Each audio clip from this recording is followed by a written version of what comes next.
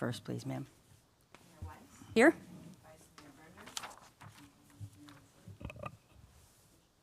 Here. Here. All right, next we'll have our invocation offered by Pastor Jacob Newton from High Springs Church of God, followed by our pledge. Thank you, Madam Mayor. Let's pray. Heavenly Father, we thank you for this evening. We thank you for the workshop that we have coming up. God, we pray that you would just give wisdom and direction. I pray that every commissioner, they would be able to discern the correct course of action and direction for our city. God, we pray for all of the department heads that are going to be speaking today. Give them clarity and help them, Lord, as they lead their departments to be able to lead it with strength and encouragement from you. And we just give you praise and we give you thanks for it all. In Jesus' name, amen. Amen. Of the United States of America and to the republic for which it stands, one nation, under God, indivisible, with liberty and justice for all. All right, next is approval of the agenda, please. I make a motion that we approve the agenda. Second. All right, it has been approved and seconded that we approve the agenda. All those in favor say aye. Aye. Those opposed? Agenda is approved. Our next item of business, special presentation from Enterprise Fleet Management.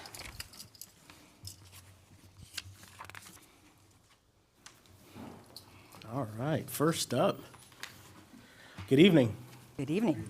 Thank you so much for the opportunity to be here to share a little bit about who we are, what we do, and some of the discussions we've had with some of your team members.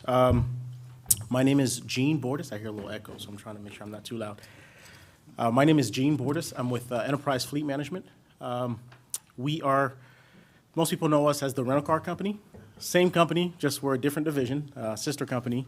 We focus on fleet management, so we work with government entities, we work with commercial companies, non-for-profit companies, and the goal really is to take the infrastructure and the resources that we have on the enterprise rental car side and see if we can go into our communities and share those resources and see if we can make an impact in our communities by leveraging the programs and the resources that we have on the rental side.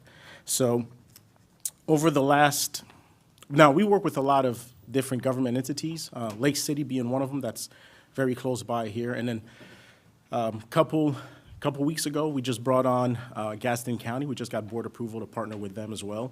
And in that area, we work with the city of Quincy, the town of Havana, and a few others there.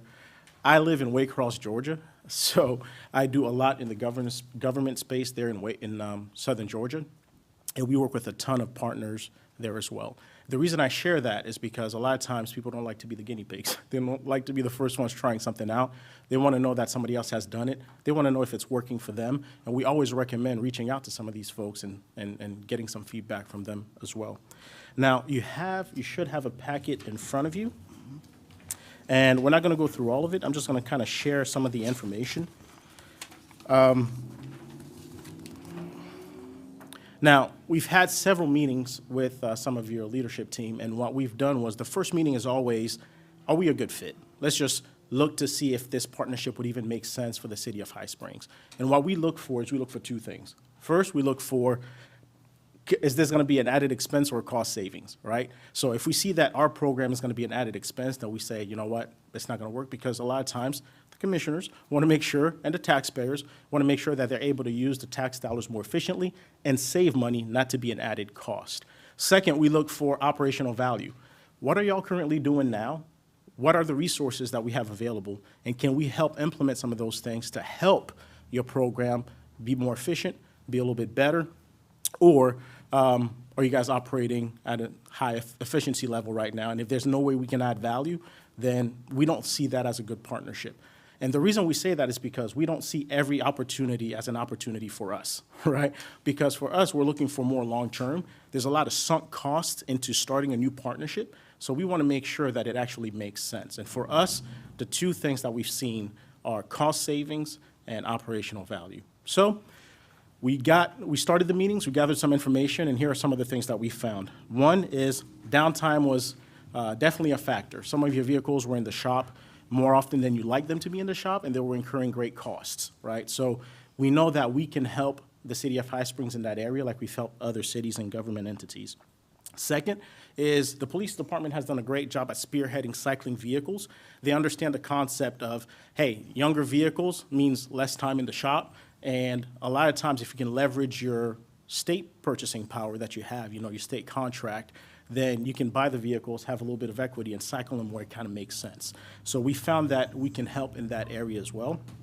And then the third thing is we can help with the strategy piece, right? Knowing when should we get rid of the vehicles, when is the optimal time to replace so we can maximize resale dollars on these vehicles, or and minimize how much we spend on maintenance on these vehicles, right? So, for instance, a lot of the government entities that I work with, they buy a vehicle, they hold it for 10 plus years until they're tired of putting any more money into the vehicle. They'll sell the vehicle on Gov Deals or some surplus site for $500 or $1,000, and then they'll kind of start over. But by that time, 10, 12 years down the road, they've either spent on transmissions or engines or water pumps and all kinds of things. So they've spent crazy money on maintenance, and now they're replacing the vehicle when the vehicle is worth nothing. And we say, I don't say nothing, $500 or $1,000, right? But the goal is there a sweet spot? Is there a spot where we can replace the vehicle where there's still some juice left in it, where it's maybe worth 10 or 15K, that we can reinvest into the replacement vehicle? And can we get rid of the vehicle before we have to put money and replace transmissions and engines and things like that? So we found that we can add some strategy and really help the city come up with a replacement plan that really makes sense for the city. And one thing I want to add to that is because we're enterprise and because we have 2 million vehicles of our own, and we manage about 800,000 vehicles for cities and counties and commercial companies and such, we have a lot of data. And I don't share those numbers to brag about enterprise. I share those numbers just to say that if it's F-150s that you're running, in the state of Florida, we probably have 100,000 F-150s. The airport in Orlando has 30,000 vehicles on its own, right? So we have a lot of vehicles. So we know when a water pump's gonna go. We know when a transmission's gonna go. We know when an engine's gonna go in these vehicles. So our goal is for us to take that information, share it with you and say, hey, this F-150 that you're running right now, you're at about X number of miles. I recommend replacing that vehicle now so you don't have to worry about the headaches that come with an aging fleet of vehicles. Now, I do want to say that we make recommendations, but y'all make the decisions. So we're not the guys who are going to come and say, we're the experts. This is how we need to do it. Let's go ahead and move forward. We come to you like analysts and financial planners, but instead of stocks and bonds, it's cars and trucks. We just say, here's what we recommend. Here's the strategy. And if you say, you know what, let's pivot, let's change it, we'll modify and represent it to you, and then we'll kind of move forward there. So once we found out that there's ways we can add operational value, now we went back to the first piece, which was the cost savings. We wanted to know, okay, can we actually provide cost savings? So in the pamphlet that you have there, in the packet, you will see that we ran an analysis. The analysis that we ran was looking at your current data, your current fleet, looking at all your specs, and figuring out, okay, how much money can a partnership with Enterprise, if we implement a strategy like we implemented for the other cities and counties we work with, how much could that save you? So we found that, your average age of your fleet is about 7 years old right now. You average about 5 vehicles a year purchasing across your departments on average. And at that rate of 5 vehicles a year, if you were to replace all of your vehicles in your fleet, it would take you about 9 years to get through all your vehicles because you have a fleet of about 47 vehicles. So with that, we did the analysis and we said, well, what can we do? Can we help reduce that holding period from 9 years a little bit lower? And this is the analysis that I am referring to, as you'll see in your pamphlet. So we found that we can reduce your average cycle from 9 years, replacing your entire fleet, down to about 4 years, replacing your entire fleet, knowing that some vehicles with a lot of aftermarket, like the police vehicles with the cages and the lights and stuff, we have to hold a little bit longer because we're adding a lot more expense there. But then you have some vehicles, maybe in the public works departments and such, where you can replace them a little bit sooner because there's not a whole lot of aftermarket being put in, and we're able to leverage the state pricing. So we found that we can reduce your cycle from 9 years to about 4 years. And what we found is that over a 10-year period, if we implement the strategy that we've proposed, that we can save the city approximately $800,000 over 10 years. $544,000 of that $800,000 is the current equity that you have in your fleet right now that you're not utilizing. Why? Because you're keeping the vehicles still 10 years, 12 years old and replacing them when they're worth $500 or $1,000. So we're saying we can use some of that equity, replace the vehicles a little bit sooner, and help supplement your current budget that you have in place now. Now, lastly, we created once we found out, okay, here's a strategy, here's how we can help. Let's see what it would look like for year one. If we were to implement this partnership, what would it cost the city of High Springs in year number one for us to implement the strategy? So we recommended there's 16 vehicles in your fleet that are over 10 years old and 100,000 miles. We said those are the worst offenders, especially when it comes to maintenance. Let's get rid of the age vehicles. Of those 16 vehicles, we found out from Chief that six of them are already in process of being replaced, right? So it left us with 10 vehicles. So then we created this year one budget. I don't know if you have this one. I have copies here that I can present to you as well. But we created a year one budget that shows you, is it okay if I pass some of those out so you can see it?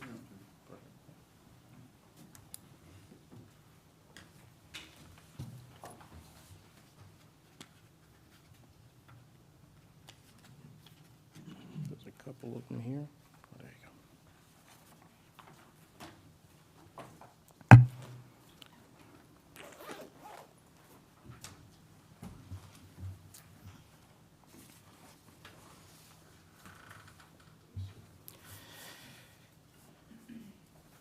All right, so what we did was we said, if we replace these 10 vehicles, and we identified specific vehicles in your fleet that were over 100,000 or over 10 years old, and we talked and said, what would we like those vehicles replaced with that would make the most sense for the city of High Springs? We wanted to make sure we were careful with the type of vehicles that we selected. We didn't want vehicles that were too high-end, and we did not want vehicles that were too that would not make sense for like the police departments. We talked about some vehicles where maybe the turning radius wasn't right. So we identified those vehicles. I found out what these lease payments would be on these vehicles, what it would cost, and the 10 vehicles were broken down into 3 vehicles for the police department and 7 for the rest of the city. So you'll see it broken down here on this page. You'll see the acquisition cost. You'll see the resale value of the vehicles we're going to sell when we dispose of them, and what the total year cost is going to be. So for the police department, it was $24,000 in the green. For the rest of the city, it's $69,000. So year one budget, we're looking at about $94,000 for us to replace 10 vehicles for the city of High Springs and try to limit and reduce your operating expenses. I'm going to stop here because I said a lot. I know I try to do it nice and quick. I try not to take too long. So I'm going to open it up to any questions that you may have. But actually, let me say one more thing. When it comes to leasing, people hear leasing, they think your dealership leases. They think your walkaway leases, right? Your closed-ended leases. Mileage restrictions, wear and tear penalties. This is not that. So this is an open-ended equity lease, which means the city owns all the equity in the vehicle. We don't. We operate via Sourcewell pricing, so our pricings are fixed, and it works like that with all of our government entities that partake in the co-op and the Sourcewell co-op purchasing program. But because we put cages and lights and all kinds of stuff on these vehicles, you can do anything you'd like to these vehicles. It's not a problem, and you have 0 mileage restrictions. You can put 100,000 miles in 1 year if you'd like on these vehicles. The only thing we say is if you put 100,000 miles in 1 year, it'll lower the resale value of the vehicle, so we won't get as much back when we sell the vehicle for you. I'll pause here.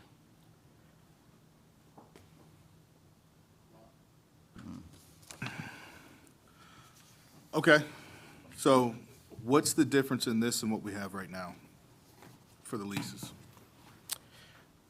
You want me to address, or? Yep. So what I've learned from your current program right now is you pretty much have a bank that is going to fund these vehicles. They'll find the vehicles and fund the vehicles, but they don't provide any kind of strategy to you.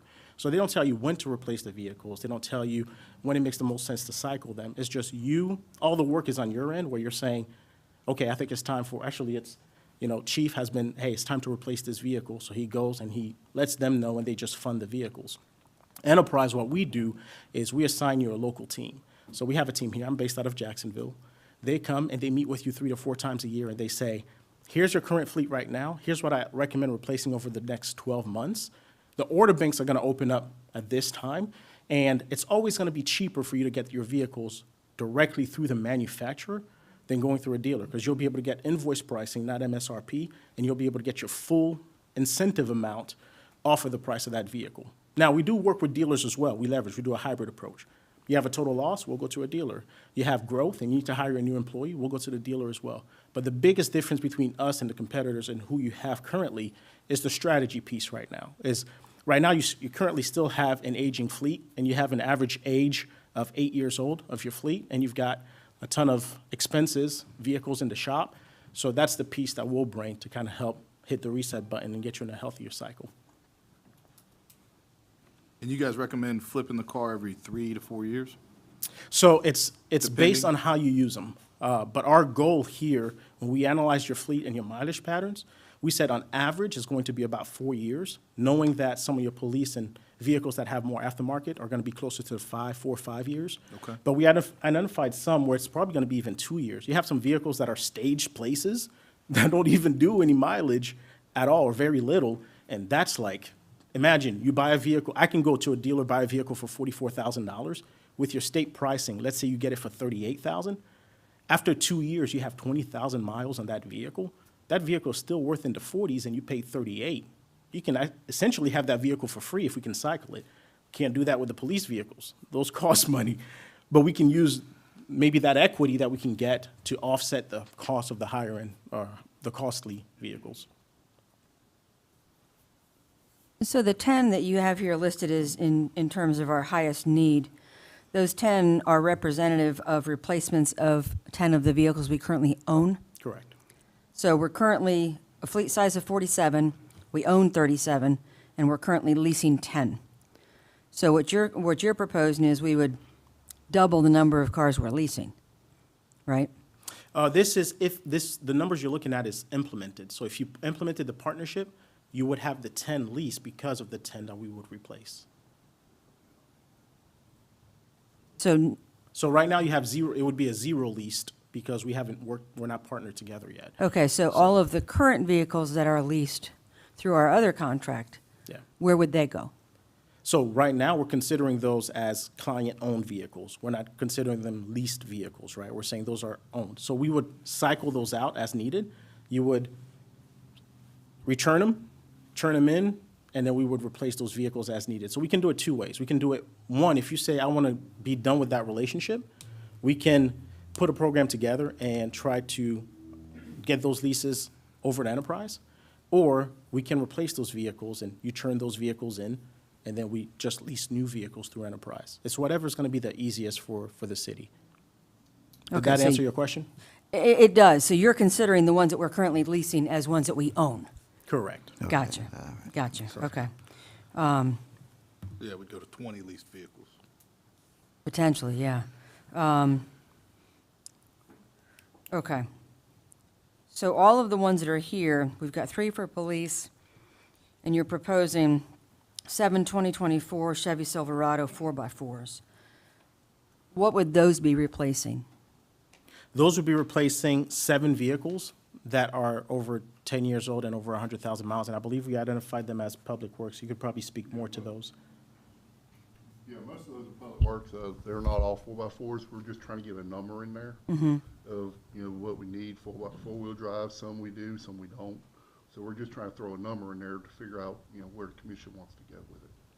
And the higher end, we did 4x4, because if you end up going 4x2, you're gonna save some money. It's gonna end up being cheaper. So by putting 4x4 here, it's us being a little bit more conservative with the numbers. So the number could be smaller. How many Yeah.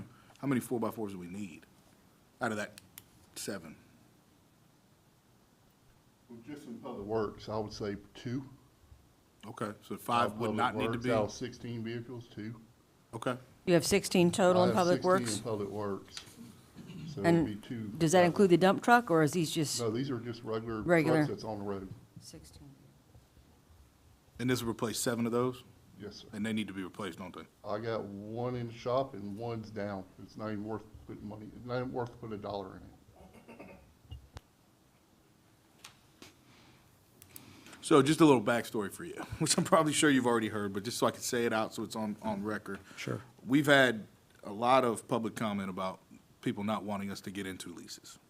I mean, we had people calling people in to be experts on leases, but I see what this one is, and we did, in fact, make money on the one we got rid of, right? We will, as soon as, I haven't heard nothing as of today. The Tahoe that we just turned in? Yes, sir. I haven't heard yet. Okay, But but- he's confident we'll make money. Okay. I like the idea of the open-ended, and I get it, I really do. I just want to make sure I fully understand all this stuff, so I'm gonna have to like really study it and look at it, because we can't afford to get into another bad deal. Sure, that's understandable. Yeah. And I'm available for questions at any time as well, but I respect that. In terms of what you had told us before when you and I met with Thomas, if you recommend we turn vehicles over every 4 years. And if we signed a 4-year lease on a vehicle and we kept it for 8, explain to all of us what happens in that second 4 years. Yep, so in the second 4 years, there's no more lease payment because the vehicle's been paid off already. So the only thing would be just a management fee of us managing the vehicle for you. And I believe it's a flat rate of like $30 a month for us to manage the vehicle. So that we'll still have visibility and we'll still make recommendations every year when we meet with you and say, I recommend we replace it. And then you say, no, I'm gonna keep holding on to it. And we say, okay, so now in the next year, we'll come back and we'll say, are you ready to replace this yet?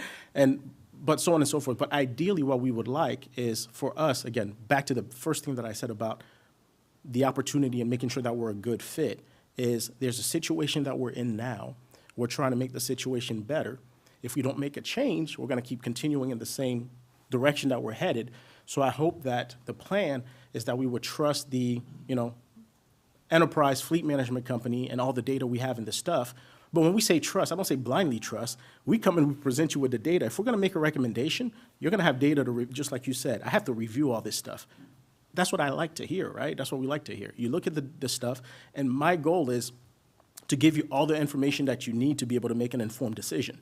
A lot of times we're replacing vehicles and we're doing things, but there's no rhyme or reason a lot of times to why we're doing it. It's just like, maybe it's the oldest, or like if I went to a random city in a random county and I gave them 5 new vehicles and I said replace, you talk to different people, their strategies would be all different as to what to do with those 5 vehicles and how to replace.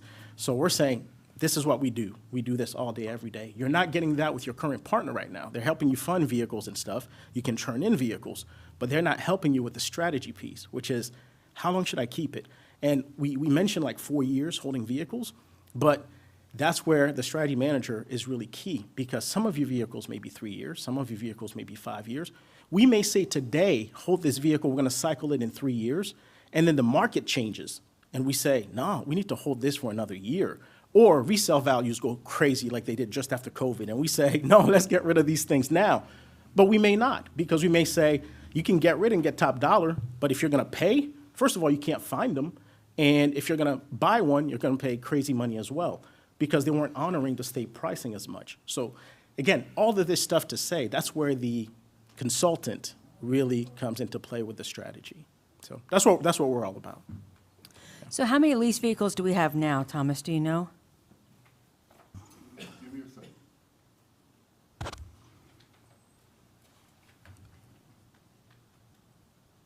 Why are you doing that?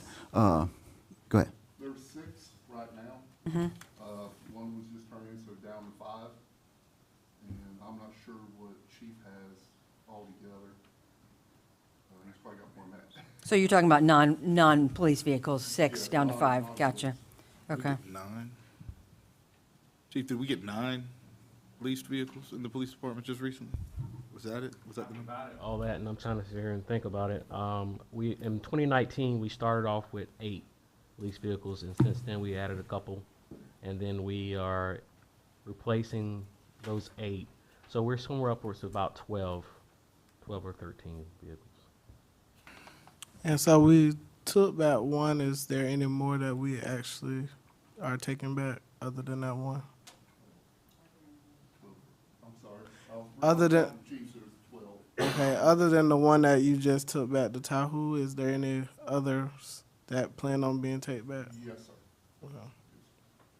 If we terminated our current agreement, would we be able to return all of those leased vehicles back to the current leasing company, the 5 or so that we have now? I'm keeping Chief kind of out of this because his is a kind of a uniquely different deal, in my opinion. But if we returned those 5 to the current leased vehicle company, would we be upside down on any of them, do you think? No, ma'am. I think, where the rates are going, talking with Enterprise and everybody else, is like the truck I drive. We should make a profit off of that. And then we could, if we terminated those and sent those back, well, prior to that, ideally, we would have an agreement on how to replace them first, but would we be able to give you specs in advance? This is what we really need. Because a lot of what we have right now is just all that we could have gotten, because there's so little available. Understood. But I think in a lot of regards, we have more vehicle than we need. Right. So if we were able to downsize to make sure we're still meeting our needs, by all means, could we also save some money there? Yes, the only thing I would say is we may not be able to leverage factory ordering unless, because these are vehicles that are being currently used, so we would have to go to dealer stock, unless we started the partnership, kept those vehicles intact and in place, predicting what the mileage is going to be over the next 12 months and seeing what the value of the vehicle is going to be. Make sure that you stay in an equity position with those. Factory order the other ones, wait 6 months for them to come in. When they come in, then we replace. And that would be kind of the best of both worlds, where you would leverage factory ordering so you get the cheapest acquisition. Right. Still have vehicle to use, and then turn those in maybe 6 months or 7 months out. So this is just off the top of the head strategy. So just, I have a team that really does all of that though, but this is, yeah. Madam Mayor, let me add a little bit more to it.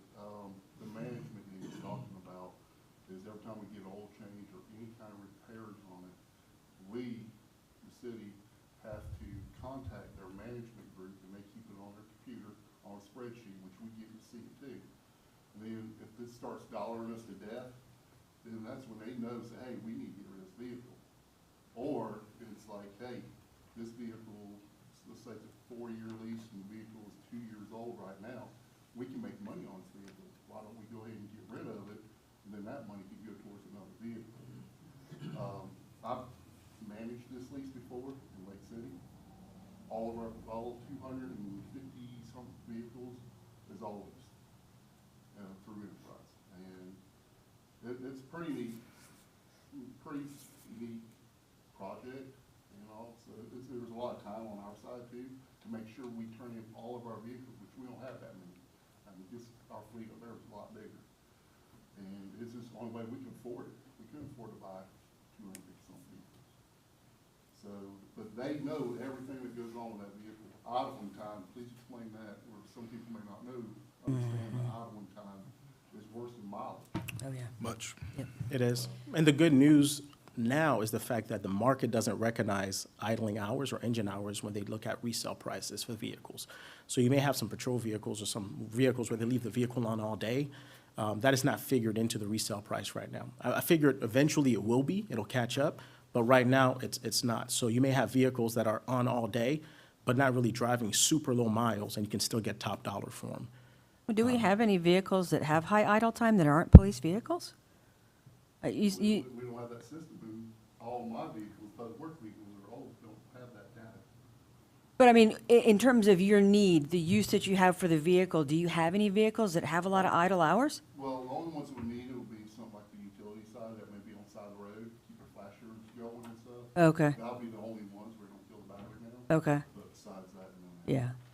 But on the police side, that's Oh, the police side, profound, yeah, Every day, yeah, K9 and everything. yeah. Definitely. yeah. Okay. So when you're saying manage the vehicle, I mean, everything that goes wrong with that vehicle, and maintenance work, they'll know what's going on.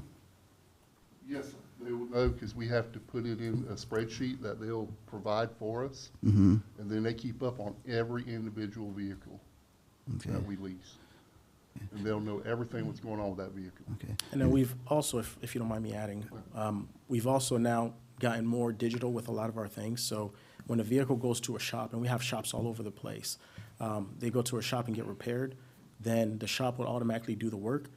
it would go into our system. So instead of you guys receiving, 10 different bills for 10 different vehicles and your accounts payable team have to cut all those checks, that would then go to Enterprise. Enterprise pays them, and you get one bill with everything itemized. And when the work is done, the next day you go on your website, you log in with your credentials, and you can see the work order, the invoice, and everything else. And for us, the more data that we have, the better we can make recommendations and suggestions. So that's a huge piece for us, being able to acquire data. And also take stuff off plates, right? Because you don't want to have, 5 different calls, 10 different calls from local shops.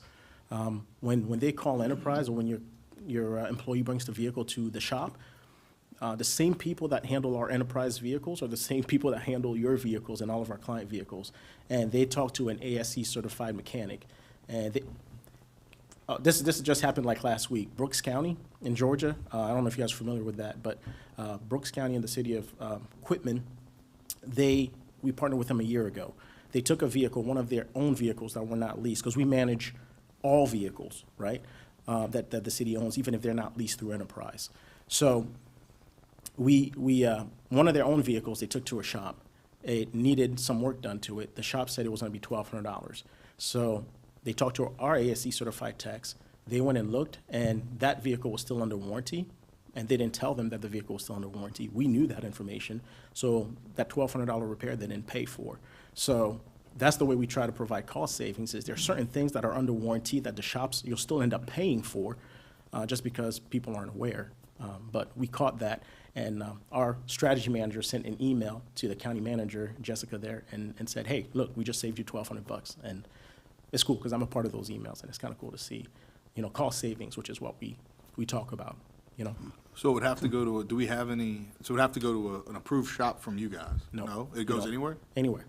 The benefit of an approved shop is that the invoices go directly to our platform, so you don't have to have a manual entry, but you can take it to any shop. And what we say is, we're all about relationships. So if you have a shop that you've been using for years and years, and you have a relationship with them, why change just so that you can have records show up on the website? It's like, no, we'll use them. We'll give them the opportunity, if they'd like, to be a part of the program so the stuff can flow. But if they say, I don't want to deal with the computers, we're like, okay, no problem, you don't have to. But you can go to any shop. Do we have any shops here in town? We do. I can look up on our website. You can just put the zip code, and it'll pop up all the shops. But Okay. anywhere there's Enterprise locations and things like that, you'll always have several shops around, because that's what we use too. It's the same shops that we all use. And all dealers, for the most part, are part of the program. So if a vehicle is part of the program and Enterprise is going to pay for the maintenance anyways, just take it to the dealer. A lot of times people don't go to the dealer because it's a little bit more expensive than a local shop. But if it's under full warranty and things like that, and you're paying for a maintenance program, you might as well take it to the dealer, unless you're trying to keep local business, Right. So then, let me make sure I understand this. Say we get Thomas a new truck, and he has his new truck through your program, and we've signed a 4-year lease for his truck. And Thomas doesn't drive very far because High Springs is tiny. Maybe he puts on 10,000 miles, probably more than that, but still, he drives all around High Springs. So 4 years, it's still in great shape. So Thomas says, no, I need to keep this for another couple years. Great, 2 more years. So let's say we keep making those lease payments internally, and we're saving up some money for the next vehicle. How does that translate to when we need to flip a truck for him? We will probably tell you to flip that truck before you do the additional 2 years. But if you decide you don't want to do it, then you don't, and you save the payments, like you said. If you use that to create an internal fund to then pay cash for another vehicle, that's a strategy that you can use. My thing would be, if I look up the value of his truck with 10,000 miles a year, and after 2 years, because we don't have to hold it for the whole 4, if after 2 years with 20,000 miles, I see that I could be cost neutral, then I want to get rid of that vehicle. I was talking to a city not too long ago, and it was actually the city of Homerville you were talking about, but we're talking about the cost, right? And he says, well, we'll buy used vehicles sometimes, and we'll do that strategy because it's cheaper. And I said, listen, if you buy a used vehicle and you spend $20,000 on it, right? You buy it, instead of $40,000, you spend $20,000, and you hold that vehicle for 10 years. Without including maintenance or anything else, that vehicle is going to cost you $2,000 a year. That $20,000 over 10 years is $2,000, no matter what. Then you can add other costs if you do repairs, but I'm not even going to consider those. I said, now, what if you take a brand-new vehicle that you get, drive it for 2 years, you buy it for, it's worth 44, you get it for 38 with your state pricing, and let's say you didn't even sell it for 40, you just sold it for 38. That vehicle cost you $0. So would it be better to buy a vehicle for $20,000, hold it for 10 years, and it costs you $2,000 a year? Or buy a brand-new vehicle for $44,000 or 38 here in this situation, and holding it for 2 years and selling it for 38 because you got such a huge discount when you bought it because of your state pricing? I didn't say one was better than the other.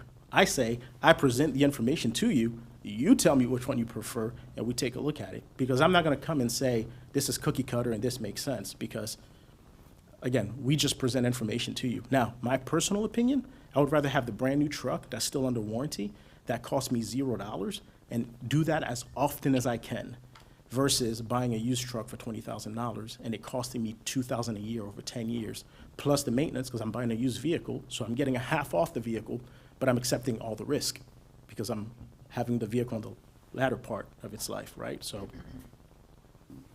then in that scenario, if we sold the 2-year-old truck for $38,000 and we were at net zero, what's our equity position in that moment? We're still at zero. Right. We haven't, so if we sold that $38,000 truck for $45,000, where does that $7,000 go? To you, and it's up, you tell us To how you want it us to apply. as cash money? Oh, yeah, for sure. With Sourcewell, when we sell the vehicle, we take a flat $400. So if it's $7,000, you'd subtract the $400 off of that, and you'd have, the difference, the $6,600 or whatever it is, right? So that comes to you. You can either have a check cut back to the city, you can have an invoice credit against future payments on your leases, or you can have that rolled into the next purchase of the new replacement vehicle. It's really how you want to use that money. And that's when I set up the accounts, we have those discussions, and I put that there, and you can change it at any time. It could be on a per-vehicle basis as well. I guess my question is the initial start of this, if we were to take the 5, send them back, replace them, will we be dampering the budget at the initial start of this, or would we actually be doing budget justice? It's gonna matter what we will get for the 5 that we're talking about. That's hard. I mean, I'm not in the car sales business, but that'll be hard to answer that one. The other thing I want to add, go ahead, I'm sorry. Go ahead. I was just going to say, also with Enterprise, if we took the strategy where we said that's going to factory order and wait 6 months to get those vehicles in before we turn the other ones, so we don't have to go through a local dealer and pay those extra fees, then you don't actually pay until you get possession of the vehicle. So we can place an order now, there's no payments until the vehicle actually delivers, and then you pay those monthly payments. And the reason I share that is because that could be part of strategy as well. We look at where you're at in your fiscal year, we look at your current budget, and we move accordingly to make sure that it doesn't disturb anything. And maybe we don't start with the 5, maybe it's 3 vehicles, or maybe we do all 5. That's all stuff that we can talk about and put a strategy in place so that it makes sense for the city. So for these 2024 Chevy Silverados that you have here, just spec'd for a placeholder, the monthly lease cost is a little over $1,000. Is that correct? Am I reading that correctly? You are. Okay. What would a 4x2 be? I can't tell you off the top of my head, only because it's usually I want to say somewhere between $3,000, $4,000 or so for that, but then you have to divide that over a The lease 4 period, years, so it may yeah. not make a huge impact on the actual monthly payment. It's just the overall cost of the vehicle is what it will do. And that doesn't, that's just a lease payment, has nothing to do with insurance, cost of, operating. Correct. Okay. I just wanted to clarify with the 3 that we were proposing, that would be on the contingency of the budget review and budget process. And one of those 3 cars would be a replacement of an existing lease car. So the numbers might be a little bit misleading with the 3 that is proposed. It would actually be 2 new cars and continuing lease of the old lease program. But the 3 that we were proposing. So, and all that's contingent on budget process and whether we have those funds. Okay. Thank you, Chief. Madam Mayor? Yes, sir. I went ahead and I play devil's advocate all the time. So I went and called the Ford dealership because they're local and got some prices on them. Okay, if we bought it outright, government pricing. So we're looking at like $52,000 for just one vehicle. So if we went out and purchased it, that's the price that we got from the Ford dealership. A brand new A brand new vehicle. truck, and then we'll have, to maintain and everything else, but just thought, just give you a ballpark number where we're at if we just went and bought one. When I was looking at vehicles back during the budget process, I was looking at gently used ones that had 20 to 30,000 miles, 2-year-old vehicles. And, we'd still have to finance them, but they were a good bit cheaper, so. Okay.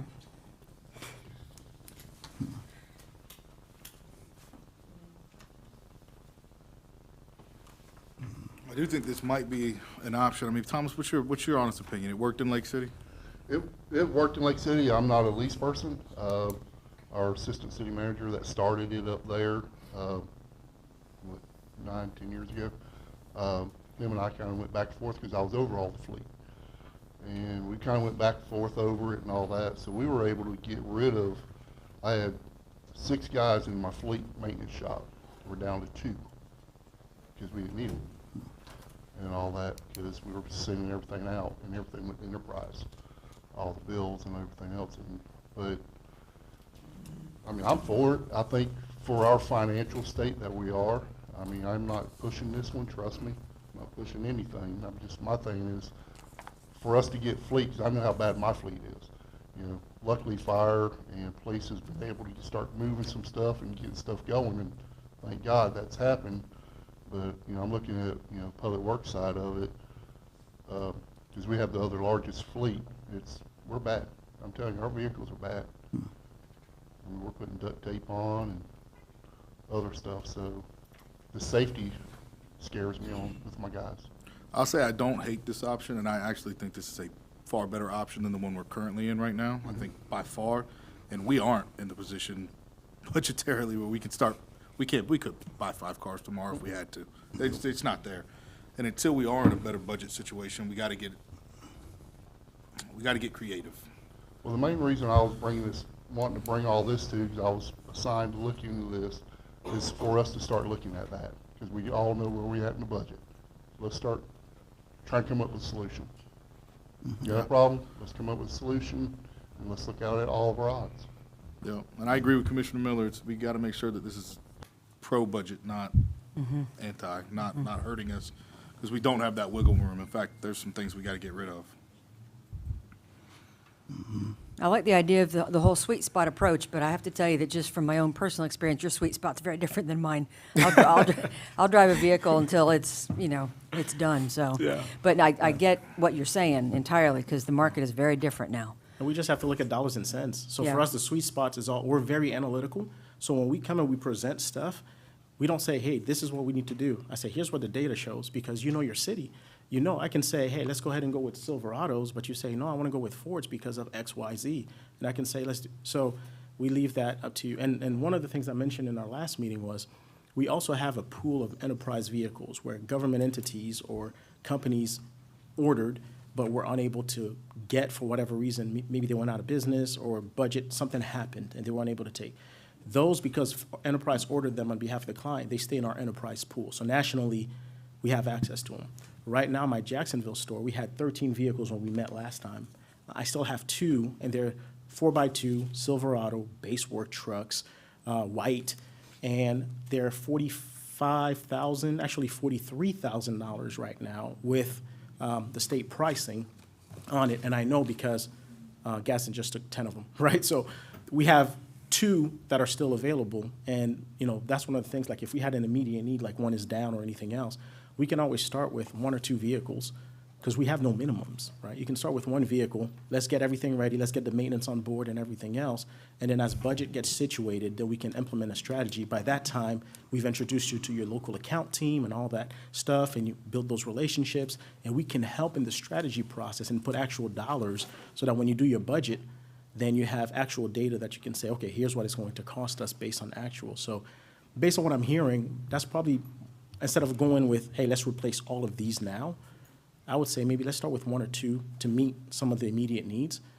And then we work and ramp up and maybe do the others when it makes the most sense. So just an idea. So would we be penalized, Thomas, if we were, let's say we sent, let's use the Tahoe as an example that we just sent back. If we sent that one back under our current lease agreement and let's say, just for grins, we replaced it through a new lease agreement, would we be penalized from Bancor at all? Because I know there were some restrictions on we couldn't buy any to replace anything that we sent back. Yeah, per the contract, which was done 6 years ago, to me, I couldn't find expiration date, should be revamped. But, says, you know, if we return a vehicle for whatever reason, we can't replace it within 2 years. So Just- I don't know what the penalty, because it don't say if there's a penalty, it just says we cannot. I think that City would shall be not important to replace it know. in 2 years.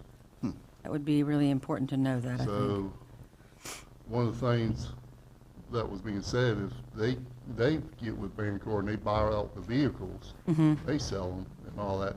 The city can do whatever we want to do.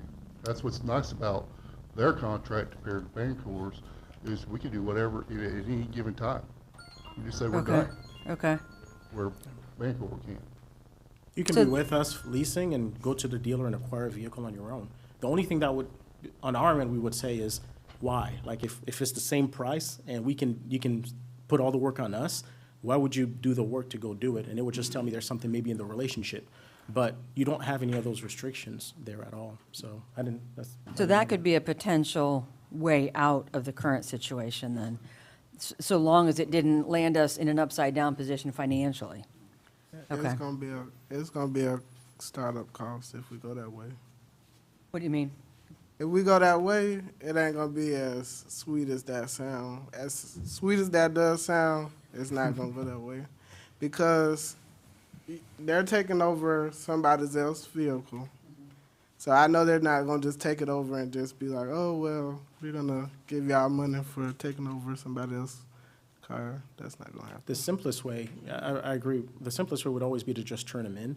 The question I would have here is, if you acquired one truck from us, right, and we started it, how do they know it's a replacement or not a replacement, and how, that's the part I'm a little confused about. It's like, if I just acquire a truck, and then 3 months later or 4 months later, I just turn in the other vehicle, you know, what's considered a replacement, not a replacement? I'm a very strategy guy, so I just think, Well, I'm with it. I like it. That would you know what I mean? So I just, That might be something that Clay could tell us about, that, you know, our attorneys could look at and That's gonna be, find out. that's definitely gonna be an attorney question for that. Sorry, Clay, I didn't mean to point you out. You walk in early though, we're gonna let you know. But I mean, that just sounds like an attorney kind of thing to me, just to Well, I'm make sure. A letter from them can work out a lot of things that, on a non-expiring contract that, because those aren't, you know. Oh, I like it. I like the idea of it, because I think that's the way we're gonna have to move until we get ourselves in a position where we're financially stable enough to stand on our own 2 feet. We've got to do something, and we're not liking what we're doing right now. And we've gotten into vehicles that are far too nice for what we're putting them through. And we are on the right side of them right now to get rid of them and make money. I love the fact that we're getting rid of that Tahoe, and I hope everybody hears that because it was such a big thing. I'm glad we're catching it now, and I hope you guys understand we're being proactive, and thank you, Thomas, for really spearheading this thing in order to, you know, get rid of a problem that we have in order to make money instead of lose money, and then possibly go in another direction in order to get out of it. I hope everybody realizes it's not just an overnight fix. We can't just say, okay, we're getting rid of all these vehicles, and now we're gonna spend, you know, 500 grand and replace everything. It's not gonna work. So thank you, Thomas, really. And thank you, sir, for coming. I think, you know, I think I know where I'd like to move toward.